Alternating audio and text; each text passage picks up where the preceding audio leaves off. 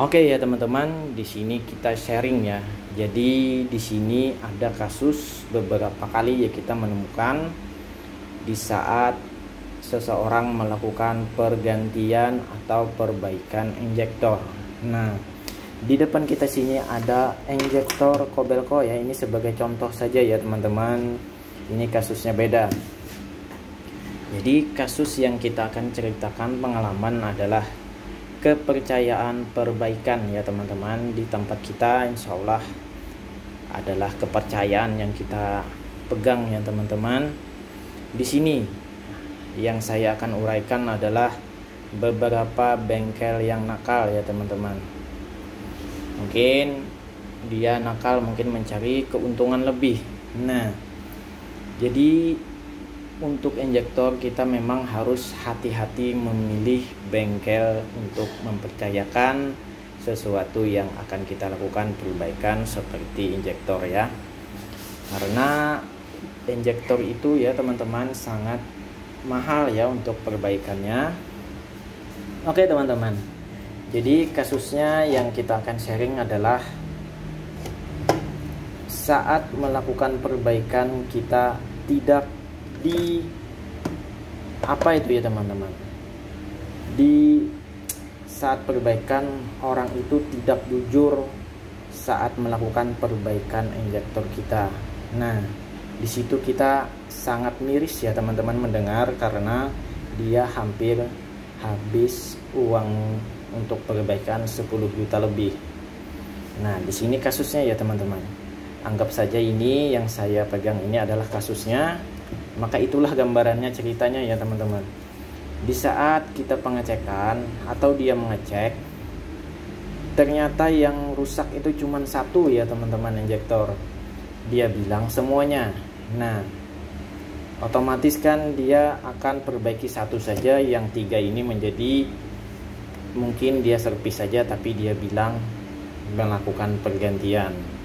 Padahal biayanya anggap saja satu adalah 2.500.000. Nah, yang tidak diperbaiki cuman di servis biasa, dia bilang dilakukan pergantian, maka dia hitung 2.500.000 per unit, maka keempat ini menjadi 10 juta. Nah, itulah ya teman-teman, kita sangat kasihan yang punya kalau dibohongin gitu ya teman-teman.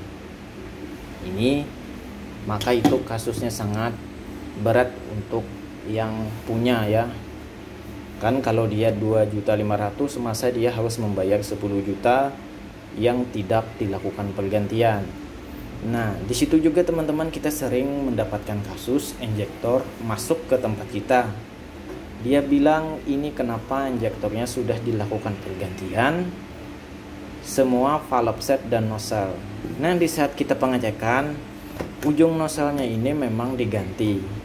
Dan saat kita bongkar, ternyata dalamannya tidak dilakukan pergantian.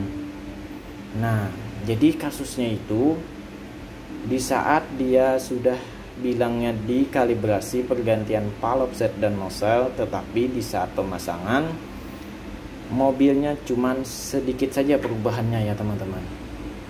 Mungkin perubahannya karena ujung nozzle-nya diganti, mungkin bisa dilakukan starter hidup, tetapi asapnya tebal ya teman-teman. Ternyata kalau tidak dilakukan pergantian untuk valve setnya, kalau minyak kembalinya ngucur deras atau minyak kembalinya melebihi kapasitas, itu bakal asapnya tebal ya teman-teman dan sinjal. Nah, jadi kasus yang kemarin itu Strada Triton, saat kita lakukan pembongkaran keempat injektornya, ternyata memang valve setnya tidak dilakukan pergantian. Ini ya teman-teman contohnya. Nah, valve set ini ya teman-teman yang tidak dilakukan pergantian. Nozzle-nya dia ganti, tapi valve-nya dia tidak ganti.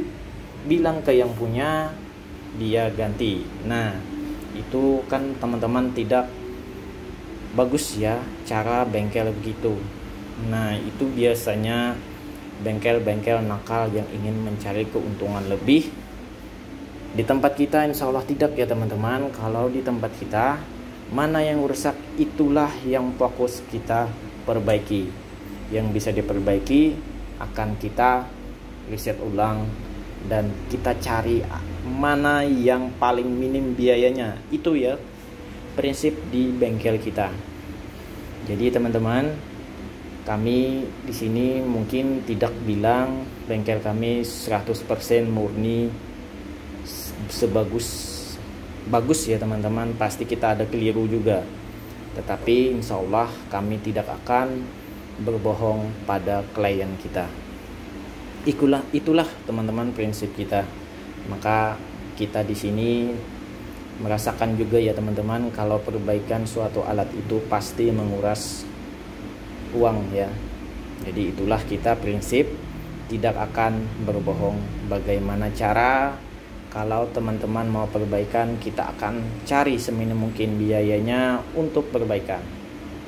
Itulah ya teman-teman. Semoga bengkel-bengkel yang nakal itu melihat video ini dan mencermati bagaimana susahnya mencari uang ya teman-teman. Kalau kita berbohong begitu, pasti orang yang dirugikan. Nah, di sini ya teman-teman, hasil adalah nomor satu kita ya. Jadi di sini adalah yang saya bisa uraikan dan pengalaman-pengalaman kita yang dapat dari keluhan-keluhan klien baru kita. Oke ya teman-teman, sampai di sini dulu, semoga bermanfaat. Wassalamualaikum warahmatullahi wabarakatuh.